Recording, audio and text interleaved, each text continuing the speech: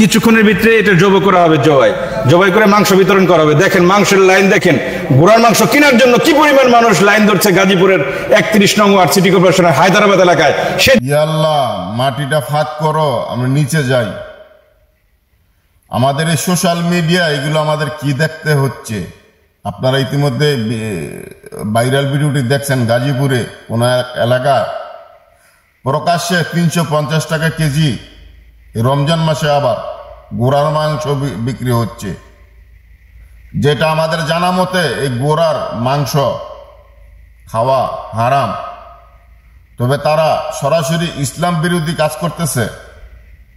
ইনশাল্লাহ ভিডিওটি সবাই ছড়িয়ে দিবেন, কারণ আজকে আমাদের এই ধর্মপ্রাণ মুসলমান রাষ্ট্রধর্ম ইসলাম দেশে যারা ইসলাম নিয়ে কাজ করে তাদেরকে দৃষ্টি আসার জন্য। কারণ এই আমাদের এই মুসলমান দেশে তার এই অবৈধ অপকর্ম কাজগুলো তারা কেন করব? কারণ গরুর দাম এতটাই বেড়ে গেছে যা 800 টাকা কেজি, হ্যাঁ গরুর মাংস। সেখান থেকে তারা গোড়া যেটা নাজায়েজ হারাম সেটা 350 টাকা করে বিক্রি করছে, আর সেটাই নেট দুনিয়া ভাইরাল। আর এমনই গরিব মানুষ কি করবো রে ভাই? খালি আমাদের দোষ দিলে আর আমরা ইসলাম নিয়ে বসতে তো হবে না। গরিব মানুষ কি দোষ দিব? গরুর মাংস গরিবের হাতে ছোঁয়ার নাগানের বাইরে, তাই তারা এই হারামকে হালাল করে নিচ্ছে শুধু কম পয়সার বিক্রি হওয়ার কারণে। কিন্তু আমার কথা হলো সেটা না, আমার কথা হইলো আমাদের এই রাষ্ট্রধর্ম ইসলাম দেশে কিভাবে হারাম কাজকে হালাল বলে চালিয়ে দেয়। ঘোড়ার মাংস আমরা তো জানি এই মাংস খাওয়া হারাম।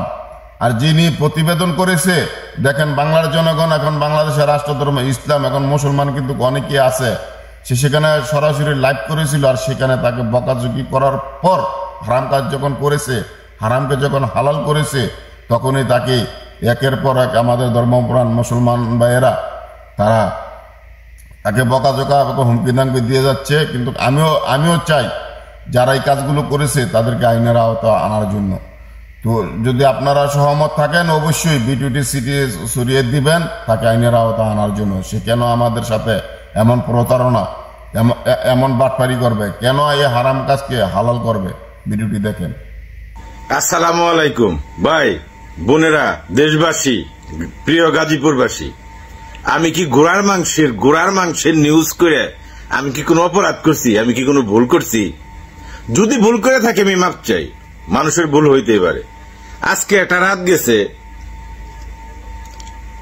মানে 11 দিনে তো মানুষ ফোন দিছেই। অবস্থাটা শুনেন, একটু শেষ পর্যন্ত শুনেন। সারা রাত আমাকে মানুষ ঘুমাইতে দেয় না। কেউ গোড়া বিক্রি করব, কেউ গোড়ার মাংস কিনবো, কেউ ওই বিষয়ে জানবো।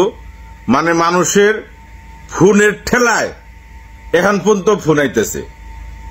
এখন মোবাইল সাইলেন্ট করে রাখছি, মানে এরোপ্লেন মোড দিয়ে রাখছি। আমিও তো একজন মানুষ, আমি তো রমজান মাস সারাদিন রোজা রাখছি, আমার তো একটু ঘুমের দরকার আছে।